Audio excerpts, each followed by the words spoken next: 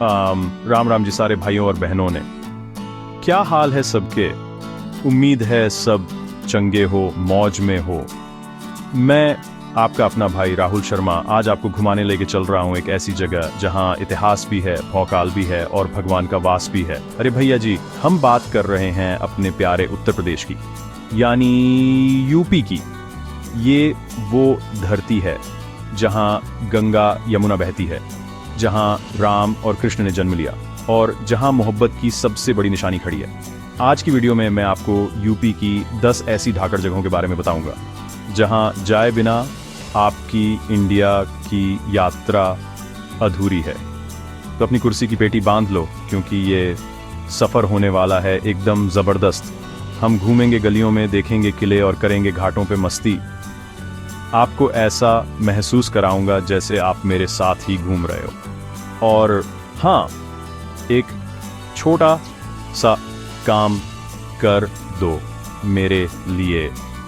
इस वीडियो को अभी के अभी लाइक ठोक दो, क्योंकि आपका एक लाइक मेरे दिल को छू जाता है और मुझे और बढ़िया वीडियो बनाने की हिम्मत देता है।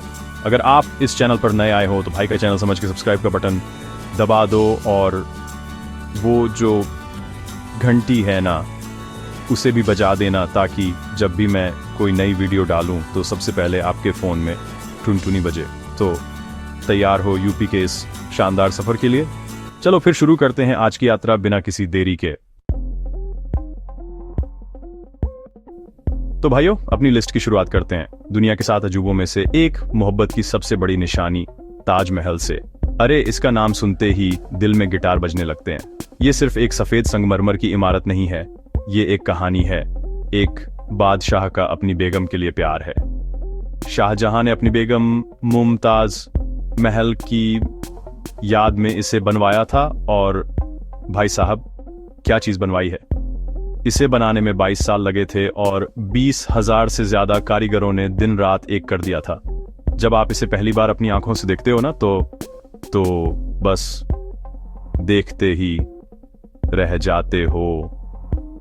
यमुना नदी के किनारे खड़ा ये ताज, सुबह की पहली किरण में गुलाबी, दिन में दूधिया सफेद और चांदनी रात में सुनहरा लगता है। इसकी कारीगरी देखो, दीवारों पर की गई बारीक नक्काशी, कीमती पत्थर, तो ऐसा लगता है जैसे किसी ने पत्थर पर शायरी लिख दी हो।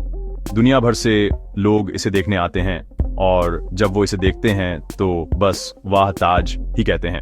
ये सिर्फ आगरा की शान नहीं, पूरे भारत की शान है। अंदर जाओगे तो शाहजहां और मुमताज की कब्रें हैं। माहौल में एक अजीब सी शांति है, एक सुकून है। चारों तरफ बने बगीचे इसकी खूबसूरती में 4 चांद लगा देते हैं। यहाँ आकर लगता है कि प्यार में कितनी ताकत हो सकती है जो ऐसी शानदार चीज बनवा दे।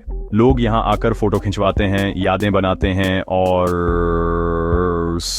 दौर की मोहब्बत को महसूस करते हैं। ये एक ऐसा एहसास है जिसे शब्दों में बयां करना मुश्किल है।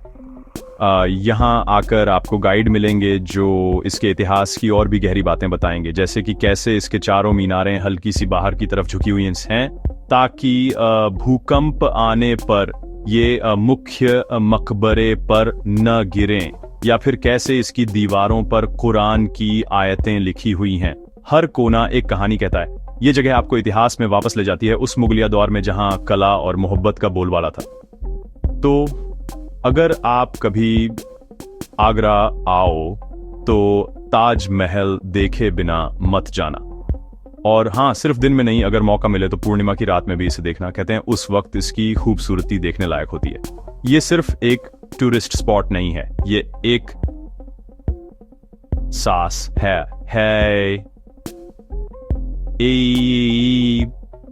ऐसा अनुभव है जो जिंदगी भर आपके साथ रहता है। ये है अपना ताजमहल, भारत का गौरव। आगरा की मोहब्बत की गलियों से निकलकर अब हम चलते हैं आध्यात्म की नगरी, भगवान शिव की अपनी काशी, जिसे आज हम वाराणसी के नाम से जानते हैं। भाइयों, ये शहर नहीं है, ये एक एहसास है। कहते हैं ये दुनिया के सबसे पुराने शहरों में से एक है, जहां आज भी जिंदगी उसी रफ्तार से चलती है जैसी सदियों पहले चलती थी। यहां की हवा में एक अलग ही बात है, एक सुकून है, एक पवित्रता है। यहाँ के घाट, यहाँ की गलियां, यहाँ के मंदिर, सब कुछ आपको एक अलग ही दुनिया में ले जाता है। वाराणसी की जान है इसके घाट। 80 घाट से लेकर का घाट तक ट्रक लगभग 84 घाट हैं और हर घाट की अपनी एक कहानी है। सुबह सुबह जब आप दशाश्वमेध घाट पर नाव की सवारी करते हो और उगते सूरज को देखते हो तो वो नज़ारा जिंदगी भर के लिए आपकी आंखों में बस जाता है। साधु संतों को योग करते देखना, लोगों को गंगा में डुबकी लगाते देखना, ये सब एक अलग ही अनुभव है। यहाँ आकर लगता है कि जिंदगी की सारी भाग दौड़ यहीं खत्म हो जाती है। शाम होते ही दशाश्वमेध घाट पर होने वाली गंगा आरती, अरे भाई साहब उसके बारे में क्या ही कहूं। हजारों दियों की रोशनी, घंटियों और मंत्रों की गूंज, हवा में फैली धूप की खुशबू, वो माहौल इतना दिव्य होता है कि रोंगटे खड़े हो जाते हैं। देश विदेश से लोग सिर्फ इस आरती को देखने आते हैं। ये सिर्फ एक पूजा नहीं है, ये एक ऐसा नज़ारा है जो आपकी आत्मा को छू जाता है। आपको ऐसा लगेगा जैसे आप सीधे भगवान से जुड़ गए हो। और फिर हैं यहाँ की तंग गलियाँ। इन गलियों में घूमना भी एक एडवेंचर है। कहीं जलेबी बन रही है, कहीं कचौड़ी, कहीं लस्सी मिल रही है। बनारसी पान का तो कहना ही क्या। इन गलियों में घूमते घूमते आपको काशी विश्वनाथ मंदिर का रास्ता मिल जाएगा जो 12 ज्योतिर्लिंगों में से एक है।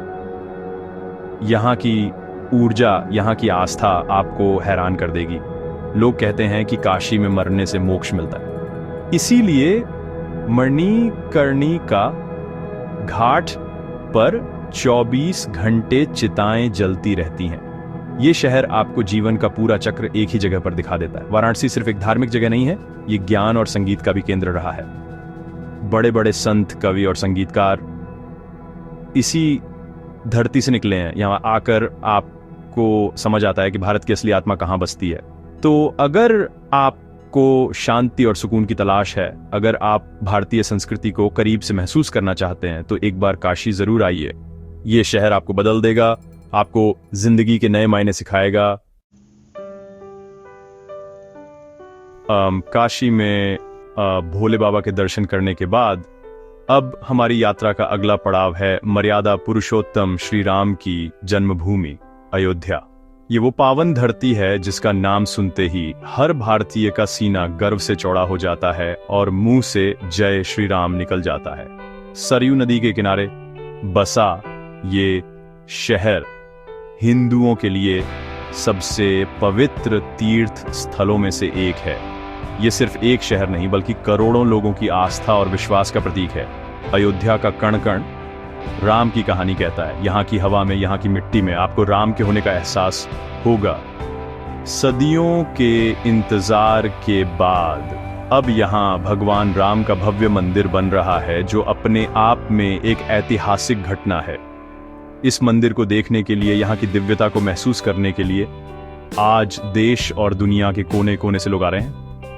ये सिर्फ ईंट पत्थर की इमारत नहीं, ये हमारी संस्कृति, हमारी विरासत और हमारी आस्था का जीता जागता सबूत है। यहाँ आकर आप सरयू नदी में स्नान कर सकते हैं। कहते हैं इसमें डुबकी लगाने से सारे पाप धुल जाते हैं। शाम को सरयू के घाट पर होने वाली आरती भी बनारस की गंगा आरती की तरह ही मनमोहक होती है। इसके अलावा यहाँ हनुमान गढ़ी है, जहाँ माना जाता है कि हनुमान जी आज भी वास करते हैं और अयोध्या की रक्षा करते हैं। कनक भवन है जिसे माता सीता को मुंह दिखाई में मिला था। हर जगह, हर मंदिर आपको रामायण के उस युग में ले जाएगा। अयोध्या की गलियों में घूमना, यहाँ के लोगों से बात करना आपको एक अलग ही अनुभव देगा। यहाँ के लोग राम राम से ही एक दूसरे का अभिवादन करते हैं। यहाँ के माहौल में एक अजीब सी शांति और भक्ति है। दिवाली के समय तो अयोध्या की छटा देखने लायक होती है। लाखों दियों से पूरा शहर जगमगा उठता है और ऐसा लगता है मानो देवता भी स्वर्ग से इस नज़ारे को देखने आए हों। दीपोत्सव का वो दृश्य आपको हमेशा के लिए याद रह जाएगा। तो भाइयों, अगर आप अपनी जड़ों से जुड़ना चाहते हैं, अगर आप उस महापुरुष की धरती को महसूस करना चाहते हैं जिसने हमें धर्म और मर्यादा का पाठ पढ़ाया, तो अयोध्या जरूर आइए। यहां आकर आपको जो आध्यात्मिक शांति मिलेगी वो कहीं और नहीं मिल सकती। ये यात्रा सिर्फ एक पर्यटन नहीं होगी, बल्कि आपकी आत्मा की यात्रा होगी। जय श्री राम। या चलो भाइयों, अब धर्म और आध्यात्म से थोड़ा ब्रेक लेकर चलते हैं इतिहास के पन्नों में, एक ऐसे शहर में जो कुछ ही सालों के लिए मुगल सल्तनत की राजधानी बना और फिर वीरान हो गया। मैं बात कर रहा हूं फतेहपुर सीकरी की, अकबर बादशाह के सपनों का शहर। आगरा से कुछ ही दूरी पर स्थित यह जगह यूनेस्को की वर्ल्ड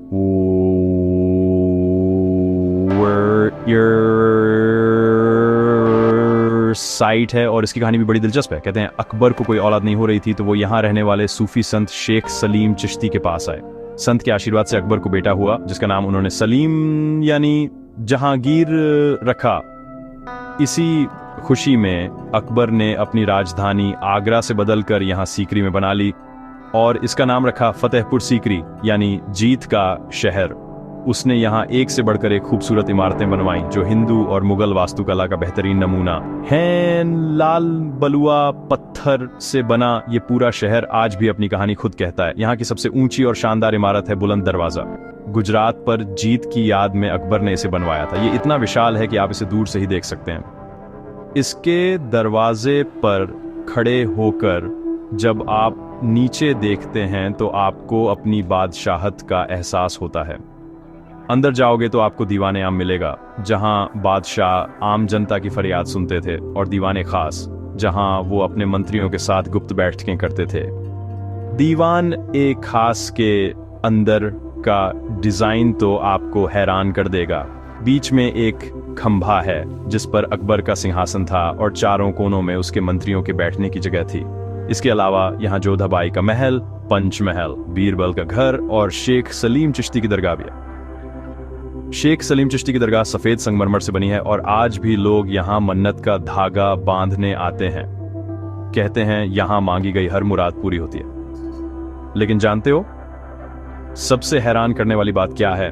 इतना खूबसूरत और योजनाबद्ध शहर बनाने के बावजूद अकबर को इसे सिर्फ 14-15 साल में ही छोड़ना पड़ा।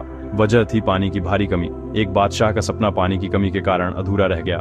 आज जब आप इस वीरान शहर में घूमते हैं तो आपको इसकी भव्यता के साथ साथ इसका अकेलापन भी महसूस होता है।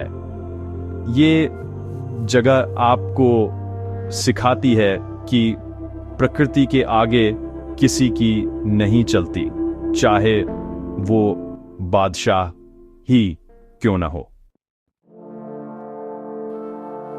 या ताजमहल देखने के बाद अक्सर लोग आगरा किला को नजरअंदाज कर देते हैं, लेकिन भाइयों ये बहुत बड़ी गलती है।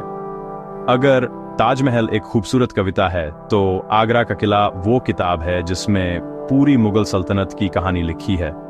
ये सिर्फ एक किला नहीं है, ये एक जीता जागता शहर है जिसके अंदर महल हैं, मस्जिदें हैं और बाग हैं। यमुना नदी के किनारे बना ये विशाल किला लाल बलुआ पत्थर से बना है, इसीलिए इसे लाल किला भी कहते हैं, पर दिल्ली वाला नहीं, आगरा वाला। इस किले का इतिहास बहुत पुराना है, लेकिन इसे जो आज हम रूप देखते हैं वो अकबर ने बनवाया था। बाद में जहांगीर और खासकर शाहजहां ने इसमें सफेद संगमरमर की कई खूबसूरत इमारतें बनवाई। ये किला मुगल बादशाहों का मुख्य निवास हुआ करता था, यहीं से वो पूरे हिंदुस्तान पर राज करते थे। इसकी दीवारें इतनी ऊंची और मोटी हैं कि इन्हें देखकर ही दुश्मन की आधी हिम्मत टूट जाती होगी। किले के अंदर घुसते ही आप एक अलग दुनिया में पहुंच जाते हैं। यहां आपको जहांगीर महल मिलेगा जो अकबर ने अपने बेटे के लिए बनवाया था। फिर आप देखेंगे दीवान ए आम, जहां बादशाह का तख्त ए ताउस रखा होता था और वो जनता से मिलते थे। और फिर आता है दीवान खास, जहाँ की दीवारों पर लिखा है, अगर धरती पर कहीं स्वर्ग है तो यही है, यही है, यही है। इसकी खूबसूरती और नक्काशी देखकर ये बात सच भी लगती है। किले का सबसे दर्द भरा कोना है मुसम्मन बुर्ज। ये वो जगह है जहां शाहजहां को उसके ही बेटे औरंगजेब ने कैद कर रखा था। अपनी जिंदगी के आखिरी 8 साल शाहजहां ने इसी बुर्ज से अपनी बेगम की निशानी ताजमहल को देखते हुए गुजारे थे। जब आप उस जगह खड़े होते हैं और सामने ताज को देखते हैं तो आपको उस बादशाह का दर्द महसूस होता है जिसने दुनिया को मोहब्बत की सबसे बड़ी निशानी दी पर खुद अपनी मोहब्बत से दूर कैद रहा। ये किला गवाह है मुगलों के सुनहरे दिनों का, उनकी ताकत का, उनकी कला का और उनके पारिवारिक झगड़ों और पतन का भी। हर दीवार, हर दरवाजा, हर महल आपको एक कहानी सुनाएगा। तो अगली बार जब आगरा जाना तो सिर्फ ताज देखकर वापस मत आना, इस किले के लिए भी समय निकालना, क्योंकि इसके बिना आगरा की आपकी यात्रा अधूरी है। यहां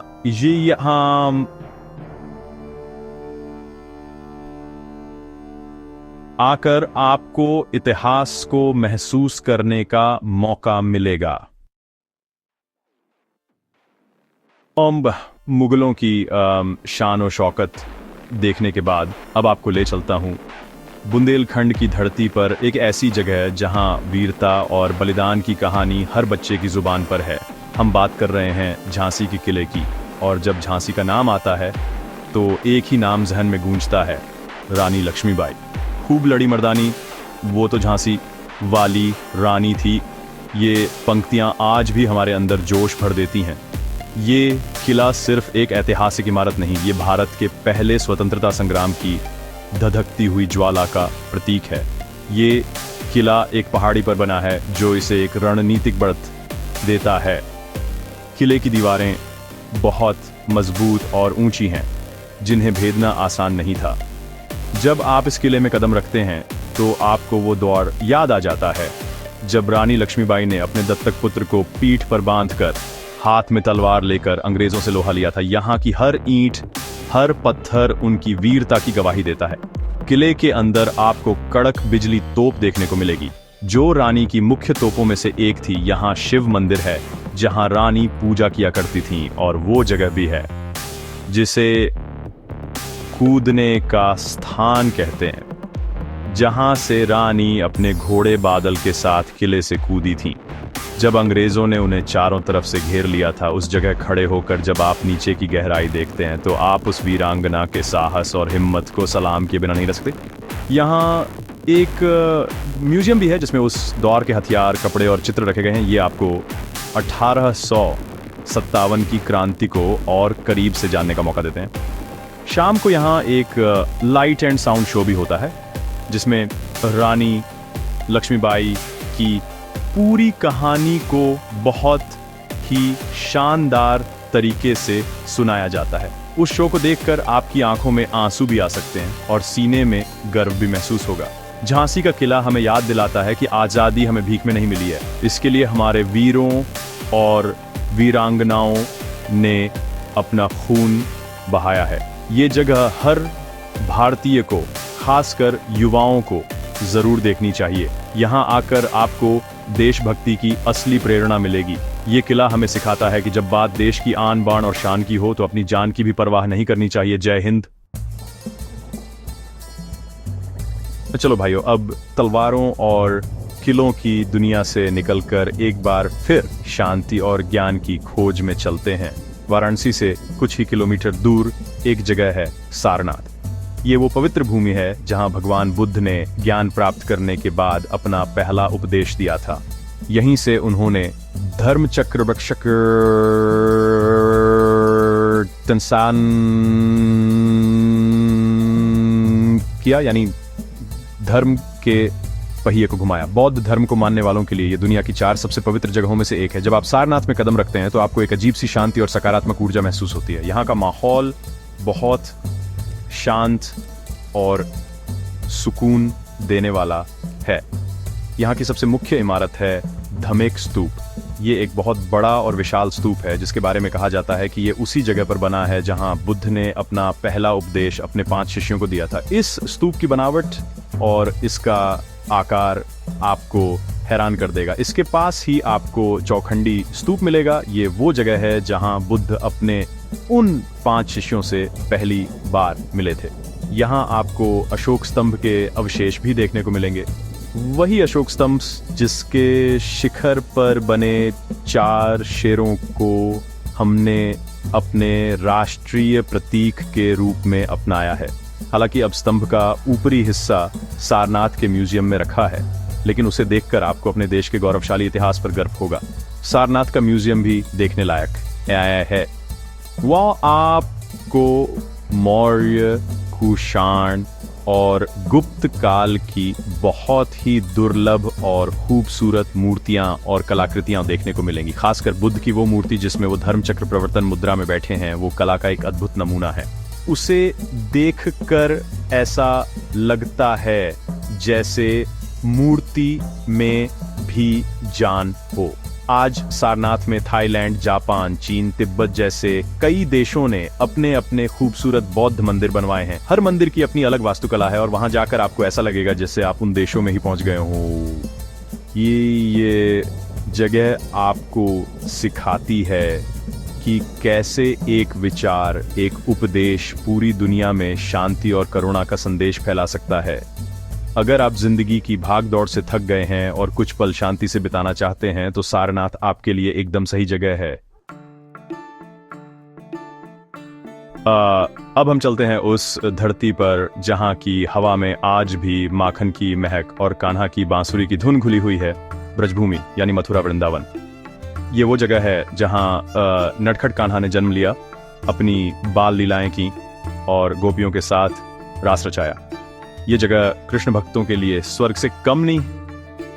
यहाँ का माहौल इतना भक्तिमय होता है कि आप भी राधे राधे जपने पर मजबूर हो जाएंगे। मथुरा में श्री कृष्ण जन्मभूमि मंदिर है जो ठीक उसी जगह पर बना है जहां भगवान कृष्ण ने जेल में जन्म लिया था। यहां आकर उस छोटे से कमरे को देखकर जहां देवकी और वासुदेव कैद थे, आपको वो पूरी कहानी आंखों के सामने घूमती हुई नजर आएगी। यहाँ के कण कण में कृष्ण की ऊर्जा महसूस होती है। मंदिर में भक्तों की भीड़ और हरे कृष्णा के जयकारे आपको भक्ति के सागर में डुबो देंगे। मथुरा से कुछ ही दूर है वृंदावन, जहां कान्हा ने अपना बचपन बिताया। यहाँ मंदिरों की कोई कमी नहीं है। बांके बिहारी मंदिर, जहां बिहारी जी की मनमोहक मूर्ति है, कहते हैं उनकी आंखों में ज्यादा देर तक नहीं देखना चाहिए वरना आप उन्हीं के होकर रह जाओगे। प्रेम मंदिर जो रात की रोशनी में किसी जन्नत जैसा लगता है, इसकी नक्काशी और सुंदरता आपका मन मोह लेगी। और इस्कॉन मंदिर, जहां विदेशी भक्त भी कृष्ण की भक्ति में झूमते नजर आते हैं। वृंदावन की गलियों में घूमना, जिन्हें कुंज गलियां कहते हैं, एक अलग ही अनुभव है। यहाँ हर कोई एक दूसरे को राधे राधे कहकर बुलाता है। यहाँ आपको बंदर बहुत मिलेंगे जो कान्हा के सखा माने जाते हैं, तो अपने सामान का ध्यान रखना। निधिवन के बारे में तो आपने सुना ही होगा। कहते हैं आज भी रात में यहाँ कृष्ण और राधा रास रचाने आते हैं, इसीलिए शाम के बाद यहाँ किसी को रुकने की इजाजत नहीं होती। यहाँ के त्योहार, खासकर होली और जन्माष्टमी, तो पूरी दुनिया में मशहूर है। बरसाने की लठमार होली, फूलों की होली, ऐसा रंग और ऐसा उल्लास आपको कहीं और देखने को नहीं मिलेगा। मथुरा वृंदावन सिर्फ एक धार्मिक स्थल नहीं है, ये प्रेम, भक्ति और आनंद का उत्सव है। यहां आकर आपके दिल को जो खुशी और शांति मिलेगी वो अनमोल है। तो एक बार ब्रजभूमि में आकर राधे राधे जरूर बोलिएगा। भाइयों, अब हम पहुंच गए हैं एक और बहुत ही पवित्र और ऐतिहासिक शहर में, जिसे पहले इलाहाबाद के नाम से जाना जाता था और अब इसका नाम है प्रयागराज।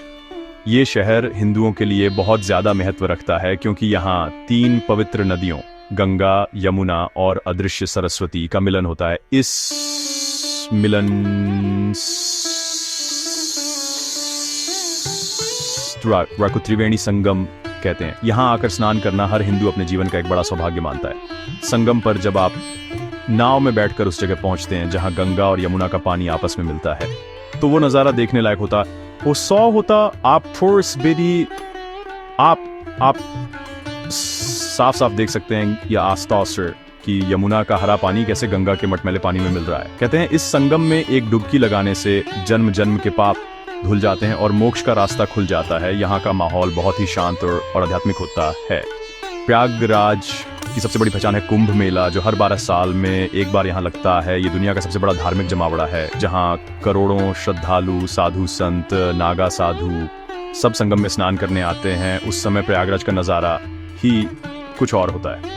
चारों तरफ अखाड़े, तंबू, हवन और मंत्रों की गूंज। कुंभ में शाही स्नान का दृश्य तो अद्भुत होता है, जब नागा साधु पूरे जोश और जयकारों के साथ संगम की तरफ बढ़ते हैं।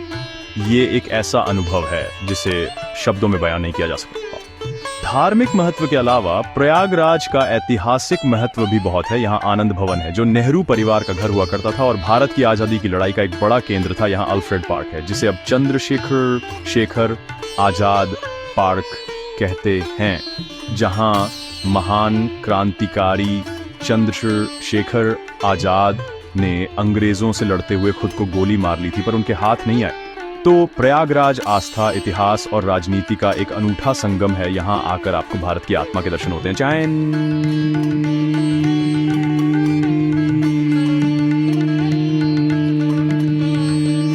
में डुबकी लगाने आए या कुंभ का अद्भुत नजारा देखने या फिर आजादी के नायकों को श्रद्धांजलि देने, ये शहर आपको कभी निराश नहीं करेगा। ये वो जगह है जहां नदियां ही नहीं बल्कि संस्कृतियां और इतिहास भी आकर मिलते हैं। तो भाइयों, अभी तक हमने मंदिर देखे, किले देखे, घाट देखे। अब इस सफर के आखिर में मैं आपको ले चलता हूं यूपी के एक अलग ही रूप से मिलाने, जहां न शोर है न भीड़, बस जंगल है, शांति है और जंगली जानवर हैं। हम बात कर रहे हैं दुधवा नेशनल पार्क की। भारत नेपाल बॉर्डर पर स्थित ये पार्क उत्तर प्रदेश का सबसे बड़ा और सबसे अमीर वन्य जीव अभयारण्य है। अगर आप नेचर लवर हैं और वाइल्ड लाइफ से प्यार करते हैं तो ये जगह आपके लिए जन्नत है। दुधवा अपने घने साल के जंगलों, घास के बड़े बड़े मैदानों और दलदली जमीन के लिए जाना जाता है। ये पार्क टाइगर और बारहसिंघा यानी स्वैम्प डियर का घर है। यहाँ आपको बाघों को उनके प्राकृतिक आवास में देखने का मौका मिल सकता है। सुबह सुबह जीप सफारी पर निकलना और जंगल के बीच से गुजरना अपने आप में एक रोमांचक अनुभव है।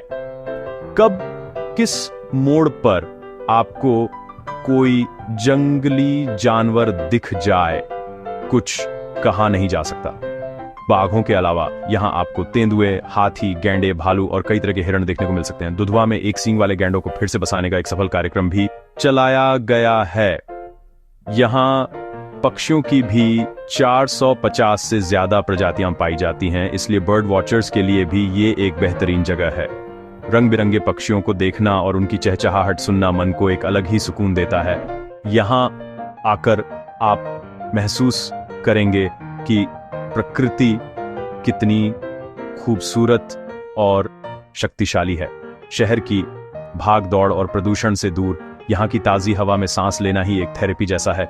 जंगल की खामोशी, जानवरों की आवाज़ें और हरियाली आपको तरोताज़ा कर देगी। यहाँ रुकने के लिए फॉरेस्ट गेस्ट हाउस भी हैं, जहां रहकर आप जंगल के अनुभव को और करीब से जी सकते हैं। तो अगर आप अपनी अगली छुट्टी पर कुछ अलग करना चाहते हैं, कुछ एडवेंचरस करना चाहते हैं, तो दुधवा नेशनल पार्क का प्लान जरूर बनाइए।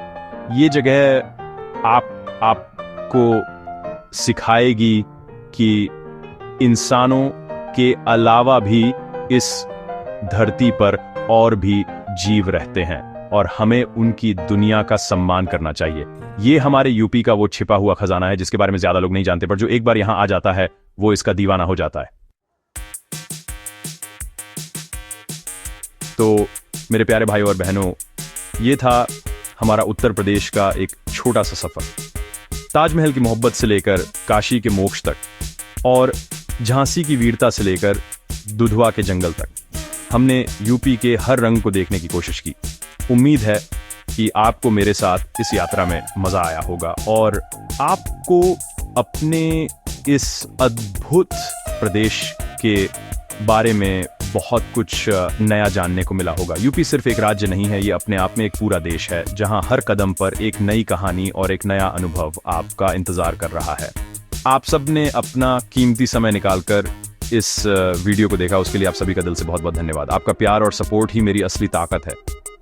अब एक काम करो, जल्दी से कमेंट सेक्शन में जाओ और मुझे बताओ कि इन 10 जगहों में से आपकी फेवरेट जगह कौन सी है, या आप अगली बार कहाँ घूमना चाहोगे।